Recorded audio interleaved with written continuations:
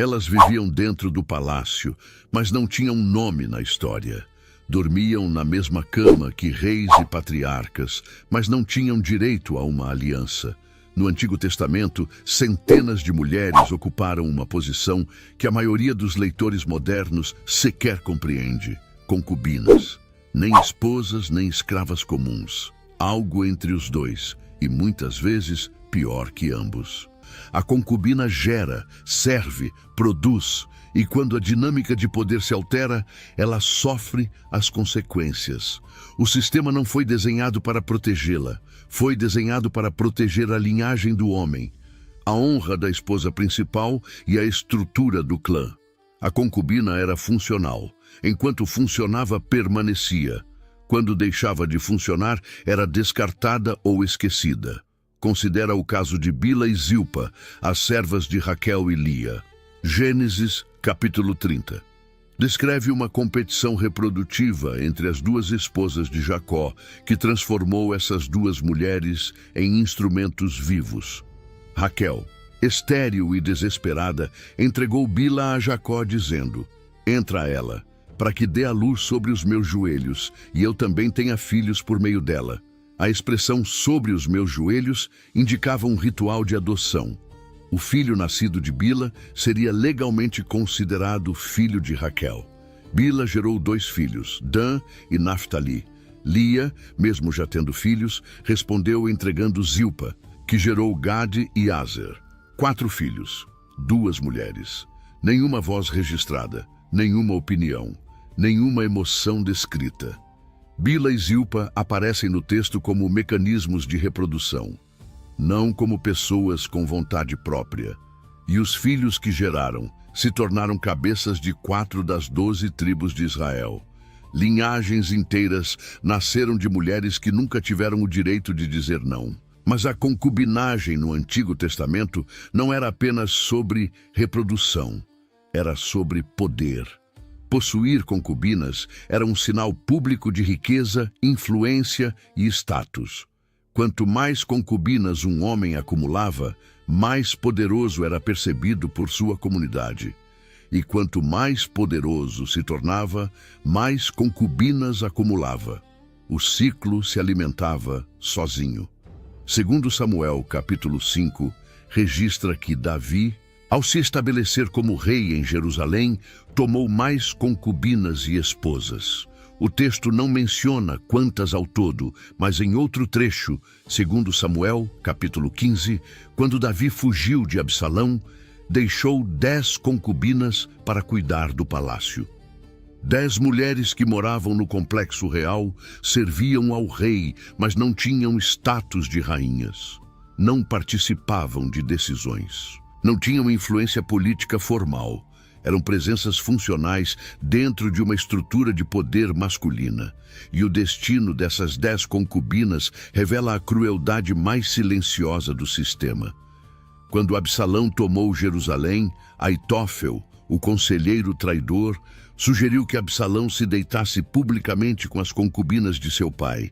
Segundo Samuel, capítulo 16, diz que armaram uma tenda no terraço do palácio, à vista de todo Israel. E Absalão entrou às concubinas de Davi. Não foi desejo, foi estratégia política. Deitar-se com as concubinas do rei era uma declaração pública de que o trono havia mudado de mãos. Aquelas mulheres foram usadas como símbolo, seus corpos transformados em mensagem política. O que aconteceu depois é ainda pior. Quando Davi retomou o poder, não puniu Absalão postumamente, não consolou as concubinas, não as restaurou. Segundo Samuel capítulo 20, versículo 3, registra uma frase devastadora. Davi as colocou em uma casa sob vigilância, sustentou-as, mas nunca mais se deitou com elas. Ficaram encerradas até o dia da morte, como viúvas de marido vivo, sem culpa, sem crime, sem escolha em nada do que havia acontecido, e mesmo assim confinadas para o resto da vida. Nenhuma delas é nomeada.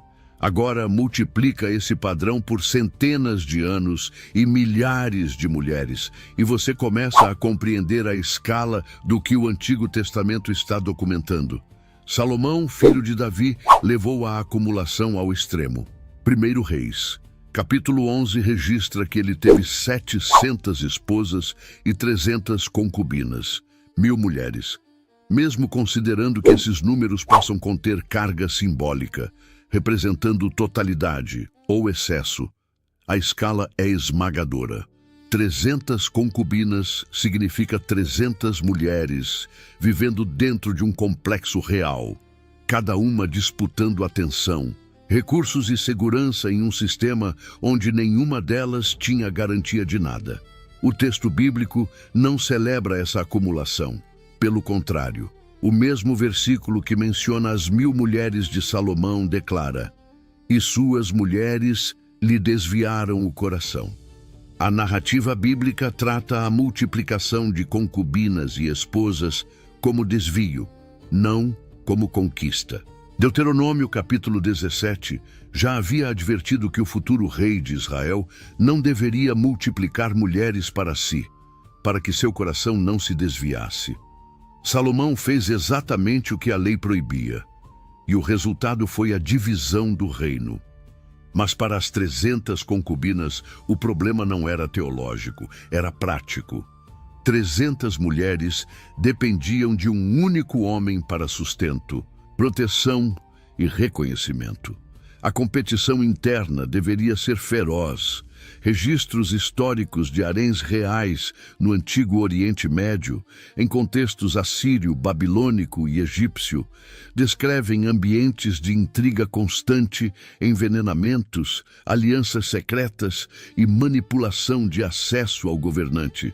Não há razão para supor que o harém de Salomão fosse diferente. E quando Salomão morreu, o que aconteceu com essas 300 mulheres?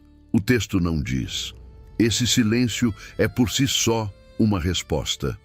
Elas deixaram de ser relevantes para a narrativa no momento em que o homem ao qual pertenciam deixou de existir. Essa realidade se aplicava em todos os níveis da sociedade, não apenas na realeza.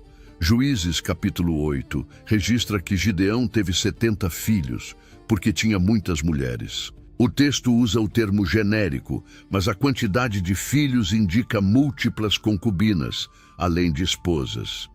Uma dessas concubinas vivia em Siquém e deu a Gideão um filho chamado Abimeleque. Após a morte de Gideão, Abimeleque assassinou 69 de seus meio-irmãos para tomar o poder. Apenas Jotão, o mais novo, escapou. 70 filhos, 69 mortos. E tudo começou com a estrutura de concubinagem que permitia a um homem gerar dezenas de herdeiros rivais, sem nenhum sistema de sucessão claro. O caso mais perturbador de todo o Antigo Testamento, envolvendo uma concubina, está em Juízes capítulo 19. É uma passagem que muitos pregadores evitam, muitos estudos bíblicos ignoram, e muitos leitores preferem não confrontar.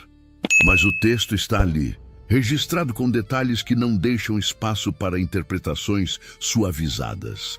Um levita viajava com sua concubina pela região de Benjamim. Ao anoitecer, pararam em Gibeá, onde um ancião os acolheu em sua casa. Durante a noite, homens da cidade cercaram a casa, exigindo que o levita fosse entregue para que abusassem dele. O anfitrião ofereceu sua própria filha virgem e a concubina do levita no lugar. O levita empurrou sua concubina para fora. O texto de Juízes, capítulo 19, versículo 25, diz que aqueles homens abusaram dela a noite inteira até o amanhecer e a soltaram ao raiar do dia. Quando o levita abriu a porta pela manhã, encontrou a concubina caída na entrada, com as mãos na soleira. Ele disse: "Levanta, vamos embora." Ela não respondeu. Estava morta. O que o levita fez em seguida ultrapassa qualquer expectativa de brutalidade narrativa.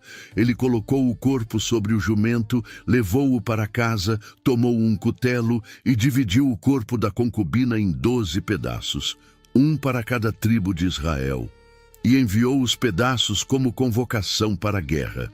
Israel se reuniu.